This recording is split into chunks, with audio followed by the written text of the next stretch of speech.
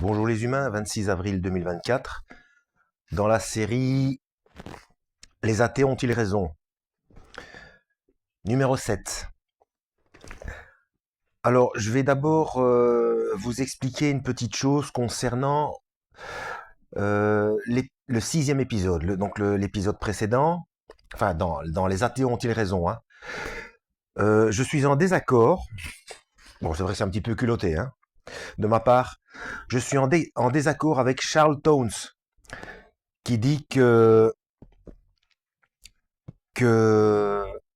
Attendez. Voilà, qui dit que le déterminisme ne tient plus la route. Alors là, je comprends pas trop, parce que donc, d'après ce que je comprends, de ce que lui dit, pour lui, le déterminisme serait une preuve de la non-existence de Dieu.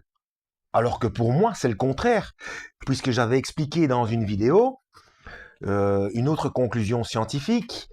Je mettrai la vidéo en description, hein, c'est la première vidéo, les religions n'obéissent pas à Dieu, parce que c'était pendant le premier confinement, il avait été découvert que justement que l'univers était déterministe, et que s'il est déterministe, donc il détermine, il choisit, et s'il choisit, c'est qu'il est conscient.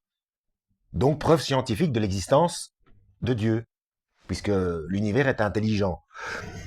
Quoique en même temps, l'univers est la création de Dieu, donc Dieu est à l'extérieur de l'univers. Mais donc je ne vois pas qu'est-ce que le déterminisme pour lui. Bon, bref, on va s'attaquer à l'épisode 7.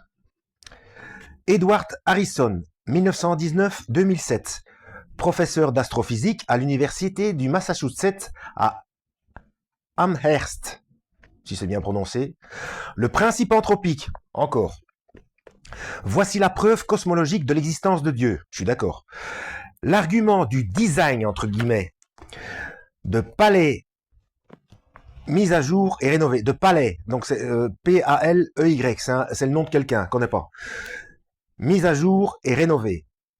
Le réglage fin de l'univers fournit à première vue une preuve d'un dessein déiste. Faites votre choix. Un hasard aveugle qui requiert une multitude d'univers ou un dessein qui n'en demande qu'un seul. Bien des scientifiques, lorsqu'ils admettent ces considérations, penchent pour l'argument téléologique ou celui du dessein. Robert Dicke, 1916-1997, professeur de physique à Princeton, découvreur du réglage fin de l'univers. C'est lui qui parle. Le mystère est le suivant.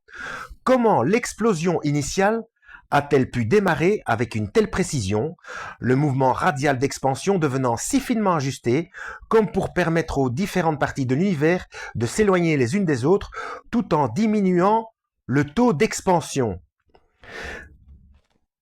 Diminuant le taux d'expansion? Mais non, selon les observations, ça s'accélère. Ou alors je comprends pas ce qu'il dit. Bref, on continue. Il semble n'y avoir aucune raison théorique fondamentale pour un équilibre si subtil.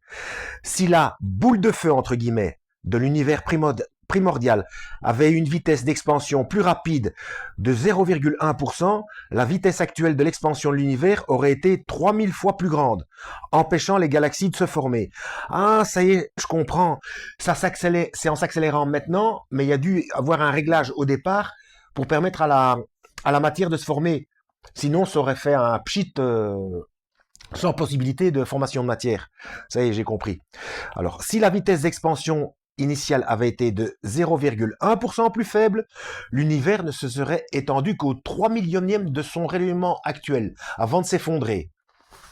Donc de provoquer un Big Crunch direct. Aucune étoile ne se serait formée dans un tel univers, car il n'aurait pas existé assez longtemps pour permettre leur genèse. Lee Smolin, né en 1955, physicien matérialiste, s'en étonne lui-même. C'est lui qui parle. Nous devons comprendre comment il se fait que les paramètres qui régissent les particules élémentaires et leur interaction soient réglés et équilibrés de façon à ce qu'un univers d'une telle variété et d'une telle complexité émerge. Si l'univers est créé par un choix aléatoire de paramètres, la probabilité qu'il contienne des étoiles est d'une chance sur 10 puissance 229. L'univers est improbable.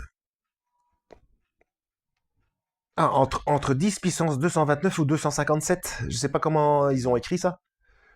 Je vais vous montrer. Je comprends pas trop le. Je sais pas si vous voyez.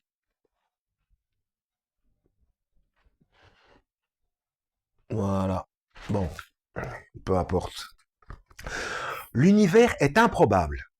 Et il est en un sens précis. Sa structure est bien plus complexe qu'elle ne le serait si les lois et ses conditions initiales étaient choisies au hasard. Et là, il y a un petit 258. Ah non, ce sont les numéros des phrases. Oh. Bon, je vais être tellement précis que parfois je m'intéresse à des détails qui n'en sont pas. Alors, Gregory Benford, né en 1941, professeur de physique et d'astronomie à l'université d'Irvine en Californie. C'est lui qui parle. L'hypothèse des univers multiples représente évidemment l'échec de l'ordre du jour général. Donc, entre guillemets, l'ordre du jour général. De la cosmologie fondamentale. Et me semble contraire à la simplicité imposée du rasoir d'Occam, puisque nous résolvons notre absence de compréhension en multipliant des entités invisibles jusqu'à l'infini. Rasoir d'Occam, c'est une expression qui, bon, vous regarderez, hein, c'est une expression d'élagage de différentes solutions. Vous regarderez. Hein.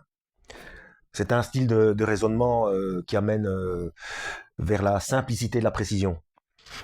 Bref, si je puis m'exprimer ainsi. Alors, Brian Greene, né en 1963, professeur de physique et de mathématiques à l'université de Columbia, spécialiste de la théorie des cordes. C'est lui qui parle. Il y a des nombres qui caractérisent la masse, le poids de l'électron, le poids du quark, la force de gravitation, etc. La force du champ électromagnétique, etc. Environ une vingtaine de nombres qui caractérisent ces paramètres et d'autres traits de notre monde. Mais personne ne sait pourquoi ces nombres ont des valeurs particulières qu'ils ont. Or, même un changement très minime de ces valeurs, connues, causerait la disparition du monde que nous connaissons. Certains diront peut-être qu'il y a là la preuve d'un concepteur. Peut-être qu'il y a un être divin, un Dieu extérieur à l'univers, comme j'ai expliqué auparavant en fait, qui a ajusté ces nombres exactement à leur bonne valeur pour que nous puissions exister. Nous ne savons pas si c'est la bonne réponse, et nous ne sommes pas encore prêts à l'accepter. Oh, ça y est, je me souviens, parce que ça fait longtemps que j'ai pas pris ce bouquin entre les mains.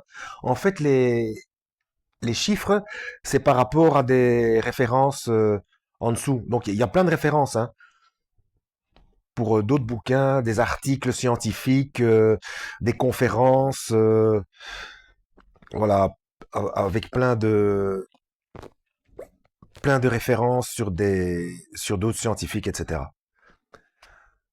Voilà, c'est tout pour le 7e épisode. Lisez la Bible, que Dieu vous guide.